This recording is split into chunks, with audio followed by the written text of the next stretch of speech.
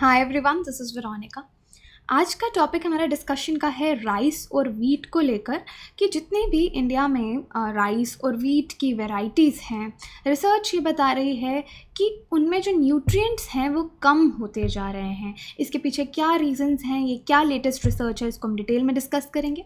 आपकी कोई भी क्वेरी हो आप मुझसे कनेक्ट कर सकते हैं सोशल मीडिया पे, because I feel together we can make a huge difference.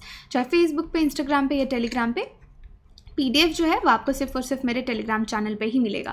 अब देखिए, अगर राइस की बात करें तो ह्यूमंस अराउंड 10,000 साल से इसको डोमेस्टिकेट कर रहे हैं, ये क्रॉप लगा रहे हैं। और अब इंडिया का या इनफैक्ट वर्ल्ड की अगर आप बात करें तो 3 बिलियन लोगों का ये स्टेपल फूड बन चुका है। लेकिन आज के जो राइस हैं उनकी अगर आप एसेंशियल न्यूट्रिएंट्स की डेंसिटी चेक करेंगे कि उनमें कितने न्यूट्रिएंट्स हैं, तो जो 50 साल पहले थे अब उतनी न्यूट्रिएंट डेंसिटी उनमें नहीं है, न्यूट्रिएंट्स कम होते जा रहे हैं। अब जो रिसर्चर्स हैं काफ़ी इंस्टीट्यूट्स के, आईसीआर जैसे Indian council of agricultural research, Bidhan Chandra कृषि विश्वविद्यालय, उन्होंने ये डिप्लीटिंग ट्रेंड्स कि न्यूट्रिएंट्स जो हैं वो कम होते जा रहे हैं जिंक और आयरन में, स्पेशली राइस और वीट जो इंडिया में कल्टिवेट होती है, ये बताया है। और ये last month environmental and experimental botany जो है वहाँ पे ये रिसर्च पब्लिश हुई है। अब जो ये पूरी टीम थी रिसर्चर्स की, इन्होंने क्या किया, सीड्स कलेक्ट किए, राइस के 16 वेराइटीज़ और वीट के 18 वेराइटीज़। जीन बैंक है जो आईसीआर मेंटेन करती है। जीन बैंक क्या होता है कि जो जेनेटिक कोई भी चीज़ है उसको मेंटेन किया जाता है। जैसे आज जो हम राइस लगा रहे हैं उनकी वैरायटीज़ को भी सेव किया जाएगा कि अगर हम 20 साल के बाद उसको देखना चाहते हैं तो देखेंगे कि उस टाइम हम किस तरह की राइस वैरायटी लगाते थे। तो जीन बैंक जो मेंटेन करी ICR, national rice research institute के, तो चिनसुरा राइस रिसर्च स्टेशन और ICR Indian institute of wheat and barley research, वहाँ से इन्होंने जो कलेक्टेड सीड्स हैं उनको ग्रो किया, जोमिनेट किया लेबॉर्ट्री में, पॉट्स में लगाया और एम्बिएंट इन्वायरमेंट और आउटडोर्स जो भी उनको फैक्टर्स चाहिए थे सब प्रोवाइड किए, फर्टिलाइजर्स, पोस्ट हार्वेस्ट सीड्स। और इन सबको जो पोस्ट हार्वेस्ट सीड्स थे फिर उनको स्टडी किया गया न्यूट्रिएंट कंटेंट के लिए, यानी आपका कोई पुराना जो सीड है वो लिया गया, उसको फिर से ग्रो किया गया और उसको न्यूट्रिएंट कंटेंट के लिए फिर उसको पढ़ा गया। देखा गया कि न्यूट्रिएंट्स आपके कम होते जा रहे हैं। कितने? टीम ने क्या नोट किया, जिंक और आयरन की कॉन्सेंट्रेशंस जो हैं राइस कल्टीवर्स का अगर देखें 1960s की अगर बात करें तो वो कितनी थी, 27.1 mg पर kg।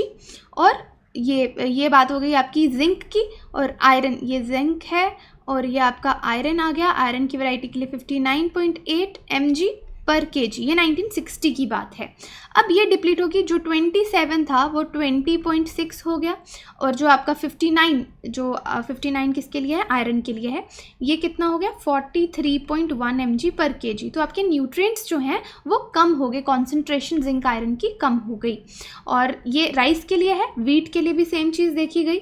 वीट के लिए जिंक थी 33.3 और आयरन थी 57.6। तो ये 33 से 23 हो गई और ये 57 से 46.4 हो गया। तो ये आपका लेटेस्ट है कि न्यूट्रिएंट्स जो हैं वो कम हो रहे हैं। अब इसके बहुत सारे रीजंस हो सकते हैं।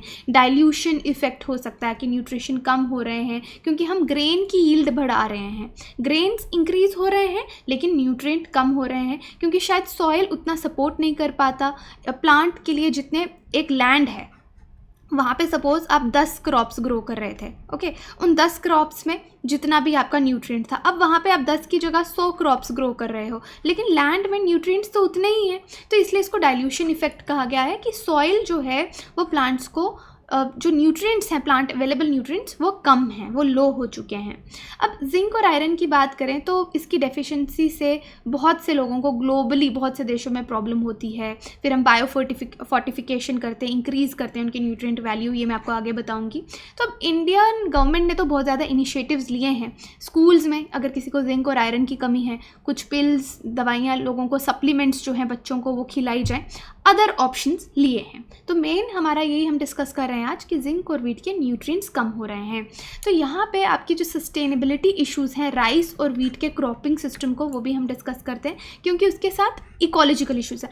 अब राइस जहाँ पे हम ग्रो करते हैं हमको बहुत ज़्यादा पानी की ज़रूरत है और वीट के लिए भी बहुत ज़्यादा इरीगेशन की ज़रूरत है, लेकिन हमारा जो अंडरग्राउंड वाटर है वो डिक्रीज़ हो रहा है। तो अगर आप देखेंगे कि कितनी कैनाल्स हमने इंक्रीज़ की हैं, इंक्रीज़ करने के बावजूद भी क्योंकि हमारा नॉन एग्रीकल्चरल यूज़ के लिए भी पानी की डिमांड इंक्रीज़ हो गई है, इसलिए आपका ग्राउंड वाटर से ही हम जितना पानी ले रहे हैं वो डिक्रीज़ किए जा रहा है। ऊपर से आपका ग्राउंड वाटर पोल्यूशन भी हो रही है, बहुत ज़्यादा फर्टिलाइज़र यूज़ कर रहे हैं, इंसेक्टिसाइड यूज़ कर रहे हैं, उससे वो पोल्यूट कर रहा है और जो सॉइल की हेल्थ है वो वीक हो रही है।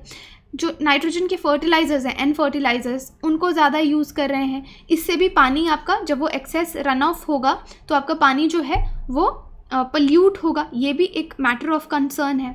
वीड फ्लोरा, अब जहाँ पे इतना अच्छा अगर हम फर्टिलाइज़र्स यूज़ कर रहे हैं, सॉइल में इतने सारे न्यूट्रिएंट्स हैं, तो वीड्स ग्रो करने लग जाते हैं। वीड्स हो गए आपके अनवांटेड प्लांट्स, तो जो न्यूट्रिएंट्स आपके क्रॉप्स को चाहिए वो वीड्स ले लेते हैं। तो इस तरह का जो प्रॉब्लम्स हैं वो देखने को मिल रहा है। Outbreak of diseases and insect pest, अब इंसेक्ट पेस्ट भी बहुत ज़्यादा जो राइस और वीट की फसल है उनको ख़राब करते हैं, ये अलग सस्टेनेबिलिटी पे असर डालता है। अब जो भी फार्मर्स हैं वो अच्छे से इस कम्प्लेक्स सिस्टम को समझने की कोशिश करते हैं, लेकिन फिर वो मोनोकल्चर पे आ जाते हैं। मोनोकल्चर यानी एक पीस ऑफ लैंड पे बार बार आप सेम क्रॉप ग्रो कर रहे हो, तो उसको अगर हम बोलते हैं कि क्रॉप रोटेशन करनी चाहिए। क्रॉप रोटेशन क्या होती है कि एक पीस ऑफ लैंड है, एक साल कुछ ग्रो कीजिए, दूसरे साल कुछ ग्रो कीजिए, क्योंकि आपका एक प्लांट होगा उसको suppose A set of nutrients चाहिए, प्लांट बी होगा उसको बी सेट ऑफ न्यूट्रिएंट्स चाहिए। लेकिन अगर आप बार बार ए प्लांट ही जो है क्रॉप उसको लगाते रहेंगे तो सेम सेट ऑफ न्यूट्रिएंट्स जो हैं वो डिक्रीज़ होते रहेंगे, वो रिप्लेनिश नहीं हो पाएंगे। यहाँ पे चलिए ये लाइन देख लेते हैं। Outbreak of the diseases and insect pest attack is mainly responsible for low water and land productivity. तो लैंड प्रोडक्टिविटी की बात कर रहे हैं कि इससे काफ़ी लो, अगर कोई अटैक करता है, आपकी फसल ख़राब हो जाती है, तो ऑब्वियसली आपकी प्रोडक्टिविटी कम होगी। तो जैसे मैंने आपको कहा कि अगर जो क्रॉप्स हैं उनकी न्यूट्रिएंट वैल्यू कम होने लग जाए तो हम उसको कैसे इंक्रीज़ कर सकते हैं?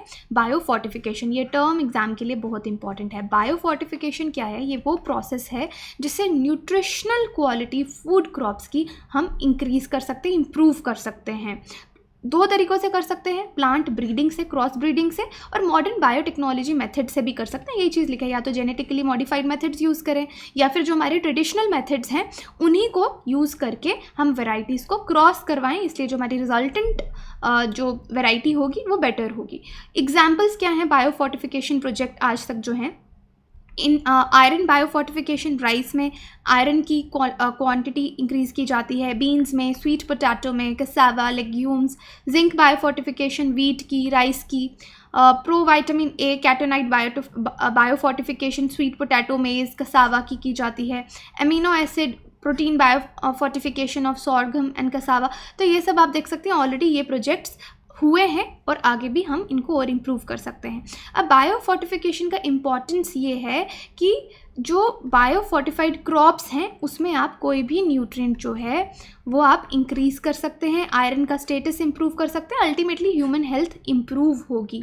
बायो फोर्टिफाइड जो क्रॉप्स हैं वो पेस्ट, डिजीजेज, टेम्परेचर्स, ड्रॉट, इसको लेके भी ज़्यादा रिजीलियंट होते हैं, जल्दी ख़राब नहीं होते। तो जो एक इम्पॉर्टेंट गैप है फूड बेस्ड और सस्टेनेबल लो डेज ऑल्टरनेटिव्स में आयरन सप्लीमेंटेशन का, वो आपको यहाँ पे मिलता है कि किसी को बाहर से अलग से सप्लीमेंट्स लेने की ज़रूरत नहीं है, खाने के साथ में ही सप्लीमेंट्स उनके अंदर जाएंगे। तो गवर्नमेंट ने भी ऐसे बहुत इनिशिएटिव लिए हैं, एग्रीकल्चरल लेवल पे भी लिए हैं, या जो आपके आंगनवाड़ी सिस्टम्स हैं वहाँ पे न्यूट्रिशन हेल्थ लेके स्पेशली बच्चों का उस पर बहुत ज़्यादा काम किया है। इस तरह के मिशंस आपके चलते हैं, national health mission, mid day meal scheme, Rajiv Gandhi schemes for empowerment. तो ये स्कीम्स के बारे में आप डिटेल में इससे रिलेटेड पढ़ सकते हैं। तो यहाँ पे क्वेश्चन है आपके लिए, name the process by which nutritional quality of food crops is improved. तो ऐसा कौन सा प्रोसेस है जिससे क्रॉप्स की न्यूट्रिशनल क्वालिटी इंप्रूव होती है? Through biological means such as conventional plant breeding, hybridization, nutrification, bioaccumulation, biofortification. तो ऑब्वियसली इसका आंसर बायोफोर्टिफिकेशन है। यहाँ पे आप न्यूट्रिफिकेशन सुनेंगे तो सोचेंगे क्या पता न्यूट्रिशनल क्वालिटी है, तो न्यूट्रिफिकेशन इज़ द राइट वर्ड। इसलिए टर्म्स का पता होना आप इम्पॉर्टेंट है। टेलीग्राम पे भी इसको मैं अपडेट कर दूंगी। बाकी आप हमारी वेबसाइट विजिट कर सकते हैं, एप्लीकेशन डाउनलोड कर सकते हैं कोर्सेज़ की जानकारी के लिए। Thank you so much.